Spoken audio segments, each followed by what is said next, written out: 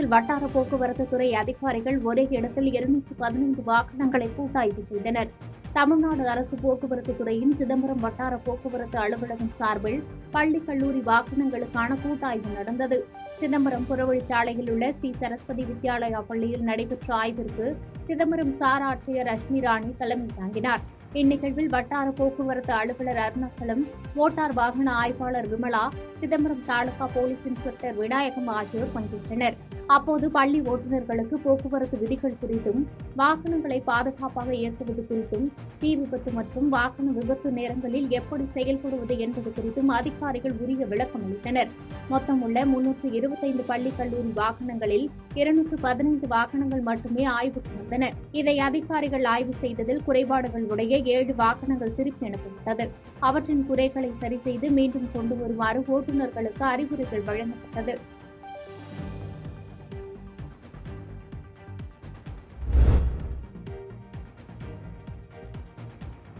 பள்ளிப்பாளையத்தில் சேதமடைந்த சாலையால் வாகன ஓட்டிகள் கடும் அவதி அடைந்து வருகின்றனர். நாமக்கல் மாவட்டம் பள்ளிப்பாளையம், சங்ககிரி, நாமக்கல், சேலம் உள்ளிட்ட முக்கிய ஊர்களை இணைக்கும் பள்ளிப்பாளையம் நால்ரோடு பகுதி அருகே தற்போது சாக்கடை கால்வாய் அமைக்கும் பணி நடைபெற்று வருகிறது.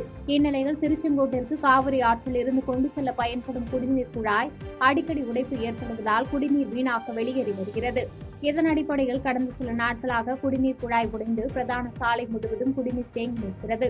மேலும் சாக்கடை கால்வாய் அமைக்கும் பணியின் காரணமாக சாக்கடையில் இருந்து வெளியேறும் நீரும் ஒன்றாக கலந்து குளம் போன்று காட்சியளிப்பதால் அவ்வழியே செல்லும் வாகன ஓட்டிகள் அவதிக்குள்ளாகி வருகின்றனர். இரவு நேரத்தில் வரும் இருசக்கர வாகன ஓட்டிகள் கீழே விழுந்து விபத்துக்குள்ளாகும் சம்பவமும் நடைபெற்று வருவதால் போர்க்கால அடிப்படையில் குடிநீர் குழாயை சரி செய்து தர வேண்டும்.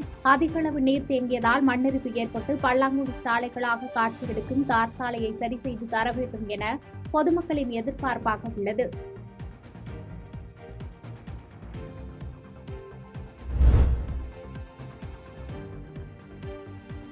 கோவை மாவட்டம் பொள்ளாச்சி மக்களவை தொகுதியில் நடைபெற்ற தேர்தலில் பதிவான வாக்கு இயந்திரங்களை பொள்ளாச்சி உடுமலை சாலையில் உள்ள மகாலிங்கம் பொறியியல் கல்லூரியில் உள்ள வாக்கு எண்ணும் மையத்தில் 3 அடுக்கு பாதுகாப்புடன் வைக்கப்பட்டுள்ளது. இந்நிலையில் கோவை மாவட்ட ஆட்சித்தலைவரும் மாவட்ட தேர்தல் அலுவலருமான கிராந்திகுமார் பாடி, உதவி தேர்தல் நடத்தும் அலுவலர் கேத்தரின் சரண்யா ஆகியோர் சென்று வாக்கு எண்ணும் மையத்தில் பாதுகாப்பு குறித்தும் கண்காணிப்பு கேமராக்கள் செயல்பாடுகள் குறித்தும் ஆய்வு மேற்கொண்டனர்.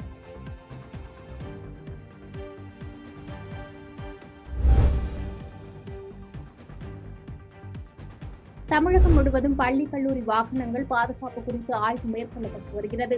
அந்த வகையில் வேலூர் மாவட்டம் குடியாத்தத்தில் 33 தனியார் பள்ளிகளுக்கு சொந்தமான 200க்கும் மேற்பட்ட வாகனங்களை மாவட்ட ஆர்டிஓ சம்பத்குமார் மற்றும் குடியாத்தம் கோட்டாட்சியர் சுப்புலட்சுமி மற்றும் வேலூர் மோட்டார் வாகன ஆய்வாளர் மாணிக்கம் தனியார் பள்ளி வாகனங்களை ஆய்வு செய்தனர். ஆய்வின் போது பேருந்துகளின் வேக கட்டுப்பாடு மற்றும் அவசர கால வழி உள்ளிட்டவைகளை ஆய்வு செய்தனர். ஆய்வுக்கு முன்னதாக குடியாத்தம் தீயணைப்புத்துறை சார்பில் தனியார் பள்ளி வாகன ஓட்டுநர்களுக்கு தீ விபத்து குறித்து விழிப்புணர்வு செய்முறை செய்து காட்டினர்.